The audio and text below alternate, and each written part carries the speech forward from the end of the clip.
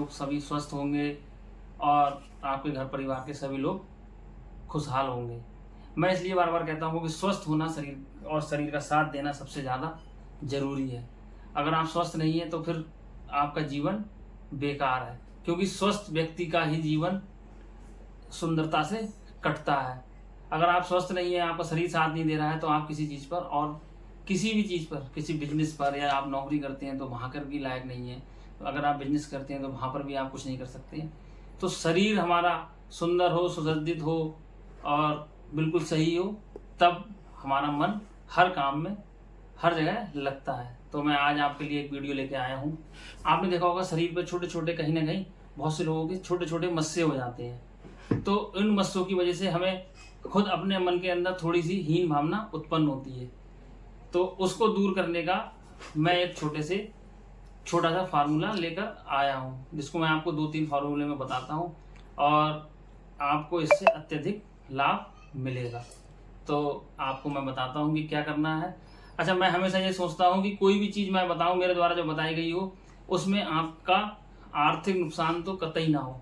कोई भी चीज़ लेके आए सस्ती हो और आसानी से जो मिल जाए, उन सब चीज़ों को मैं आपके आसपास जो हमारे पास रहती हैं, उन सब चीज़ों को मैं लेके आता हूँ। तो मैं आज आपको बताता हूँ कि जो छोटे छोटे शरीर पर कहीं पर भी मस्से हो जाते हैं, उनको कैसे ख़त्म किया जाए। तो इसका सबसे पहला जो आसान तरीका है, उसमें आपको क्या करना है, जो किचन में आपका हरा धनिया जो होता है, उसको पीस लें, उसका हल्के सा लेप बना लें, मतलब चटनी टाइप की बना लें उसकी, और केवल हरे धनिए की जो चटनी बन जाए, जो पेस्ट बन जाए, उस पेस्ट को आप दिन में 2 से 3 बार मस्सों पर लगाएं और इस प्रक्रिया को लगातार 10 से 15 दिन करते रहें। होने को आपका इसका जो फ़ायदा है वो आपको बहुत जल्दी मिलेगा, लेकिन फिर भी आप उसको रेगुलर 10 से 15 दिन करते रहें। धनिया एक ऐसी चीज़ है जो बहुत ही आसानी से और बहुत ही कम दामों में हमको मिल जाती है। जब धनिया की शुरुआत होती है तब तो उसका रुपया ज़्यादा होता है, लेकिन बाद में धनिया हमको बहुत ही आसान और बहुत ही कम पैसों में मिलता है। आइए अब मैं आपको बताता हूँ कि दूसरा प्रयोग हमें क्या करना है। आपको क्या बोलते हैं, सेब का रस, जो खट्टा सेब, मतलब मीठा सेब नहीं, खट्टा हरे सेब जो होते हैं, वो आपको लेना है, उसका रस निकालना है।